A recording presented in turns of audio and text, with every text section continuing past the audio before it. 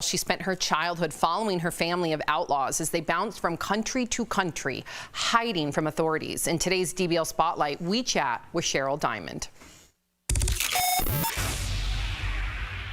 It was a life on the run, fleeing in the middle of the night, wiping down fingerprints, destroying all evidence of life, only taking what you could carry. It's how Cheryl Diamond and her family lived their life. Cheryl was born into the outlaw life, avoiding Interpol as they hunted her father, a suspected con man who took millions from his clients. By age 9, Cheryl has lived in more than a dozen countries, under 6 different identities. As a child, she enjoys her life of adventure, but in her teen years, things start to unravel. By the age of 21, the isolation by the hands of her father has taken its toll on Cheryl's body. Diagnosed with Crohn's disease, unbearable stress is the trigger. Cheryl tells her father she is abandoning the lie and leaving. Taking her mother with her, the two flee to Europe, and for the first time in a lifetime, they get a chance at normalcy and to stop running.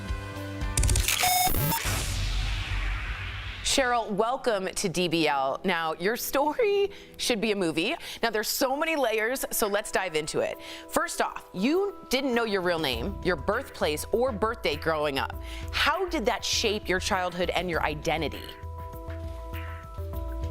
I think it definitely put me in a position where I would either lose my sense of self or I would have to look very deep inside myself and figure it out young.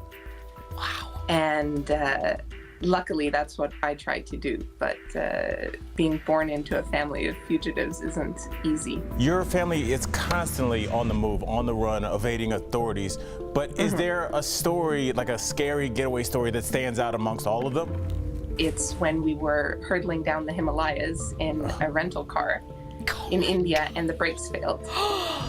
And on one side, there was just a sheer drop into a precipice, and on the other was this wall of very dark, forbidding rock.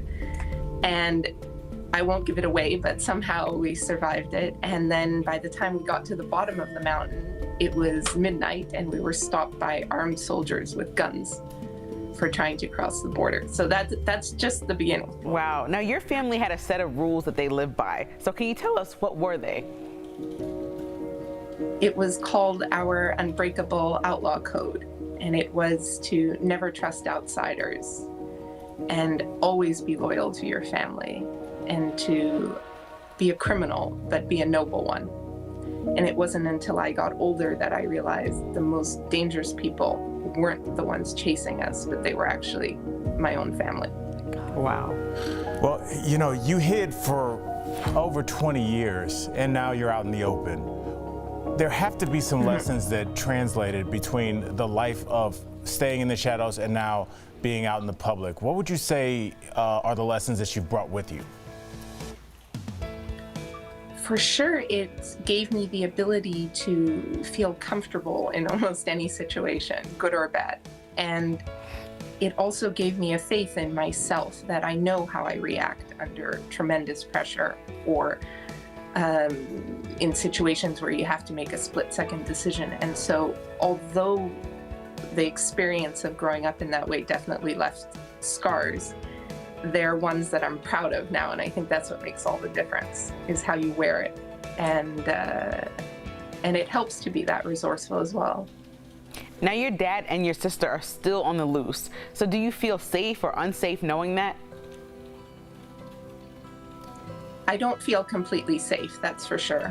And it was a big question in my mind as I was writing Nowhere Girl, about whether they would find out and do something, because as you see in the book, they're very violent and unpredictable people. But I made the decision early on that this was something I had to write. It wasn't even really an option for me.